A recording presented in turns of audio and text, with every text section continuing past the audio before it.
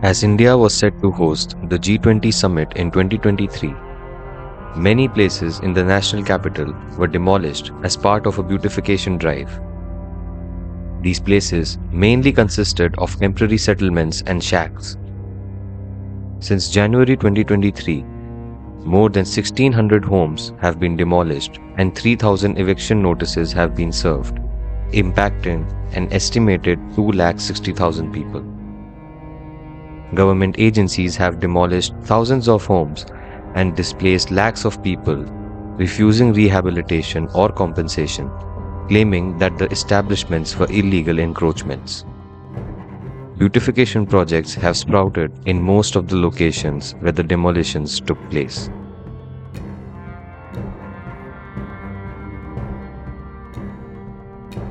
India convened the G20 Leaders Summit for the first time in 2023, as 43 heads of delegations, the largest ever in G20, participated in the final New Delhi summit. As people across the country celebrated, some stories of injustices may have been ignored and forgotten. One such story is of Janta camps. 35 साल से तो मेरे चाचा लोग पापा लोग सब पहले से रह रहे थे। हमें यहाँ पे हो गए 25 साल रहते रहते। अपना रूम था, झोपड़ी था, पर अपना होना चाहिए। अब महल में रह रहे हैं और किराया लग रहा है और खाने का पूरा नहीं हो रहा, तो ऐसा महल किस काम का। तो टूटे हुए तो 1 साल हो गए, 1 तारीख को ही 1 साल से अभी दूसरा साल चल रहा है। और सरकार ने बोला कि हम करेंगे हेल्प, पर करे नहीं हेल्प, कुछ भी नहीं करे अभी तक। तो हमारा बच्चे का स्कूल का वर्दी, कापी, किताब, जूता, मोजा, राशन पानी सब इसमें तबीयत नहीं निकल। हमें नहीं मालूम था ना कि इतना सुबह मतलब आके तोड़ देगा। हम सोचे तोड़ेगा पर मौका तो देगा सामान निकालने का। सामान निकालने का भी मौका नहीं दिया। We also reached out to advocate Kamlesh Mishra, who is an expert on the subject. See, first of all, in many of these cases, if you are talking in context of Delhi, then first thing that it's a basic human right violation. हमारा संविधान कहता है कि आपको जीने का अधिकार है, तो मैं जीऊंगा तो हवा में तो नहीं जीऊंगा, कहीं स्थान चाहिए रहने के लिए। In Delhi, one of the primary things that we see is that there is no rule of law which is followed.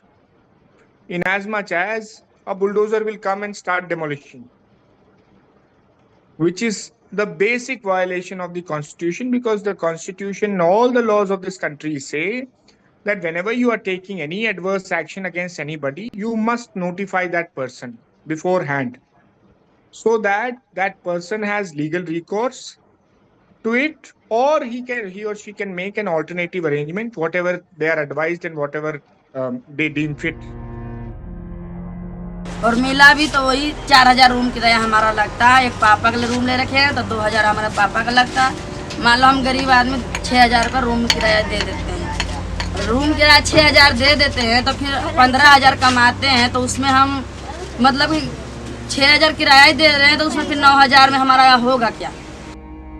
हमारी गरीबी 10 साल 15 साल पहले बहुत गरीबी थी, तो धीरे धीरे हमारा दिन सुधर गया था, फिर से हमारा वही दिन आ गया रूम टूटने से। In Delhi, there is a policy which is called Delhi Slum Rehabilitation Policy, which the latest of which was formulated in the year 2015, and that says that it sets 3 principles. कोई भी झुग्गी नहीं तोड़ेंगे। आप वो झुग्गी तोड़ सकते हैं या हटा सकते हैं जिस जगह पर आपको किसी पब्लिक पर्पस के लिए उस जगह की रिक्वायरमेंट है। कोई हॉस्पिटल बनाना है, स्कूल बनाना है, या कोई ऐसी पब्लिक पर्पस की चीज बनानी। In all those cases, you'll formulate a policy for rehabilitation. You'll do a survey कि वहां पे कितने लोग हैं और उनको कैसे rehabilitate करना है, क्या कट ऑफ डेट होगी। अन्यथा once you do a survey, you put that list in the juggi itself that this is the list of the persons. अगर किसी को कोई objection है तो दे, उसके बाद आप उन्हें रिहेबिलिटेट करेंगे और तभी उस जमीन का उपयोग करेंगे। हम तो सरकार से यही कहते हैं कि हमारे लिए सरकार हमारे को कहीं रहने की व्यवस्था दे, क्योंकि हम यहाँ 25 साल से रह रहे थे। तो हमारा राशन कार्ड है, आधार कार्ड है, पहचान पत्र है, बिजली बिल भी था। जब ये लोकल था तो फिर मीटर क्यों लगाया सरकार ने? और सब कुछ बन गया, सारा सुविधा मिल गया, तो गरीब को मतलब कि ऐसा फेंका जैसे कूड़ा के पन्नी फेंकता हो।